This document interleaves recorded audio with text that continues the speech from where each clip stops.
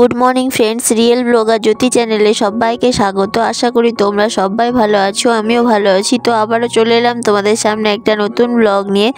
তো এখন ঘড়িতে 7টা বাজে। আমি সকালবেলা উঠে মুখ হাত পা ধুয়ে নিয়ে আমি আগে চলে এসেছি ঘর গোছাতে, আর ছেলে ওইদিকে উঠে পড়েছে। তো ঘর গোছানোর জন্য আমার ওই ঘরটা গোছানো হয়ে গেছে। আজকে আমি ওই রুমটা তোমাদের গোছানো দেখালাম না, তো আজকে আমি এই রুমটা দেখাচ্ছি।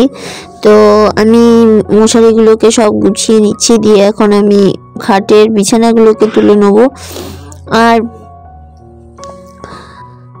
মা পুজো করবে বলে আরও তাড়াহুড়ো করছি, আর মা এদিকে ঘর ঝাড় দিয়ে মুছে নিয়েছে। তবুও আমি এই সব বিছানাগুলোকে গুছিয়ে নেবো, নিয়ে তারপর আবার এক রাউন্ড ঝাড় দিয়ে দেবো। কারণ বিছানার যে খাটের বিছানার যে ধুলো টুলো থাকবে সেগুলো মেঝেতে পড়লে কিচকিচ করে, ফলে সেগুলো একবার ঝাড় দিয়ে নেবো। তো এই বিছানাগুলো এখন গুছিয়ে নিচ্ছি, ব্ল্যাঙ্কেট, ছেলের বালিশ, সব কিছু এগুলোকে তুলে নিচ্ছি।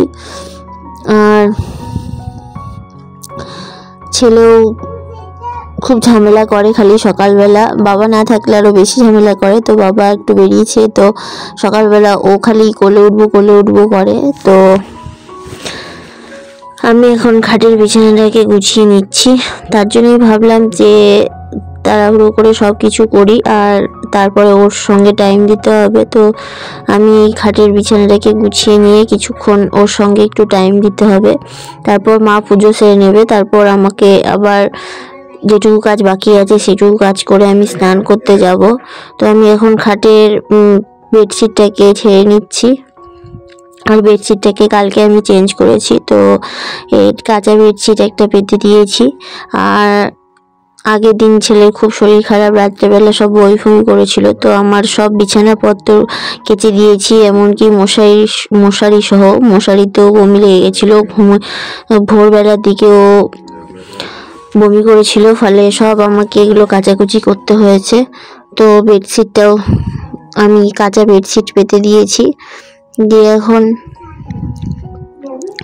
ভালো করে বেডশিটটাকে পেতে নিচ্ছি। আর আমার আবার একটা রোগ আছে, আমার বিছানা একদম টান টান চাই। আমার বিছানা কোথাও কুচকিয়ে থাকলে বা উঁচু নিচু থাকলে আমার ভালো লাগে না।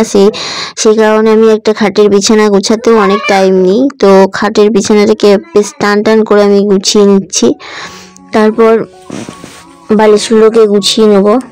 তো আমার খাটের বেড কভারটা গোছানো হয়ে গেছে, এখন বালিশগুলোকে সব রাখছি। তো বালিশগুলোকে এখন সব ঠিকঠাক করে রেখে দেবো। তারপরে আলনাটাকে গুছিয়ে নেব, দিয়ে তারপর ঝাড়ঝাঁটা দিয়ে নেবো, নিয়ে তারপর মা পুজো করবে আর আমি একটু খাবো। সকালবেলার আমার খাওয়া হয়নি, কারণ আমি এই সবগুলো করে দিই, তারপর খাবো। আর মা পুজো করবে, একটা ঘরেই ঠাকুর আর আমরা থাকি। তো ওই জন্যেই তাড়াতাড়ি করে ঘরটাকে আরও পরিষ্কার করতে হয়। তো ওই জন্য ভাবলাম যে আমি পরেই খাবো, দিয়ে আগে মাকে ঘরটা গুছিয়ে দিই। আর মা এদিকে স্নান করেও রেডি হয়ে চলে এসছে, পুজোর জোগাড়জান্তি করবে। তো আমিও এদিকটা তাড়াহুড়ো করছি, দিয়ে তারপরে ঝাড় দিয়ে দেবো, কারণ মা যেহেতু মুছে নিয়েছে আর বেড কভারটা ঝাড়লাম, ফলে একটুখানি ঝাড় দিয়ে নেবো। আর আমার বিয়ের আগে থেকেও খুব সকালে খাওয়া অভ্যেস ছিল না, আর যেটুকু বাবার বাড়িতে যত সকালে খেতাম তার থেকেও আরও বেলা করে খাই শ্বশুর বাড়িতে। তো সেই অভ্যাসটাই হয়ে গেছে, তার জন্যই এখানে এসে সকালবেলা যে আমাকে খুব তাড়াহুড়ো করে খেতে হবে সেটা খাই না। আমি সবার পরেই খাই, আগেও পরে খেতাম, এখন আরও পরে খাই। তো মা এখন একবারে পুজো টুজো সারে ঠিক বেলা 11টা বাজে, তখন মায়ের সাথে খাই। তো আজকে খুব খিদে পেয়ে গেছে, তার জন্যই ভাবলাম যে আমি মাকে বললাম, মা বললো আমাকে যে তুই খেয়ে নে। তো আমি খেয়ে নেবো, তারপর মা পুজো টুজো সেরে খাবে। তো এই দেখো মায়ের পুজোর জোগাড়জান্তি শুরু হয়ে গেছে, আর ছেলেকেও আমি খাইয়ে দিয়েছি, দিয়ে ওকে মুখ ধুয়ে দিয়েছি যে ও দিদায়ের সাথে পুজো করবে, প্রণাম করবে, ওই জন্য ওকে মুখ ধুয়ে দিয়েছি। আর এটা আমাদের চণ্ডীঘর, এই ঘরটা খুব ছোট্ট, তো এখানেও আমাদের পুজো করতে হয়। তো মা পুজো সেরে নিল, দিয়ে আমি এখানে মুড়ি আর ঘুগনি খেতে বসে গেছি। তারপর মুড়ি ঘুগনি খেয়ে মায়ের পুজো টুজো সারা হয়ে গেছে, মাও ওদিকে খেয়ে ফেলেছে, দিয়ে আমি ভাবলাম যে তাহলে কিছু শুকনো জামা কাপড় আছে সেগুলো আগে আমি ইস্ত্রি করে নিই, তারপর স্নানে যাব, তাতে করে আর বিকেলবেলা আমার এত কাপড়ের বা ইস্ত্রি করার চাপ থাকবে না। তো আমি সেক্ষেত্রে আমি আগে এগুলোকে গুছিয়ে নিয়েই তারপর স্নান করতে যাব।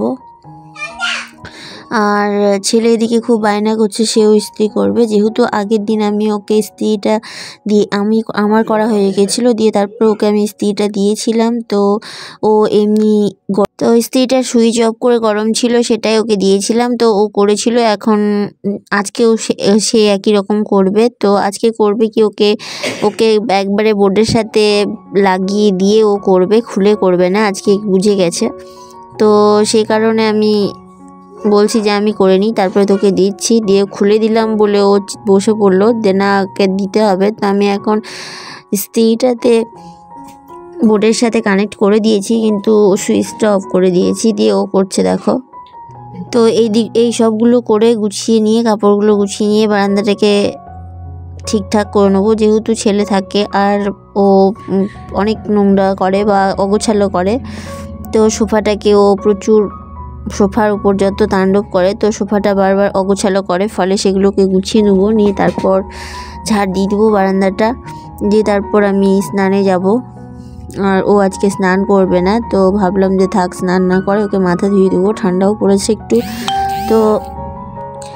তো আমার ইস্ত্রি করা কমপ্লিট হয়ে গেছে, দিয়ে এখন ঝাড় দিয়ে নিচ্ছি। আর বিছানা গুছিয়ে তারপর আর ঝাড় দেওয়া হয়নি, কারণ মা বললো যে আর ঝাড় দিতে হবে না, আমি পুজোটা সেরে ফেলি, তো সে কারণে আর ঝাড় দেওয়া হয়নি। তো এটা মায়ের পুজো সেরে ফেলেছে, তারপরে অনেকটা পরে এটা আমি ঝাড় দিচ্ছি। তো এইগুলো ঝাড় দিয়েই তারপর পরিষ্কার করে আমি চলে যাব স্নানে। তো ঘরটা এখন আমি ঝাড় দিয়ে নিচ্ছি। আর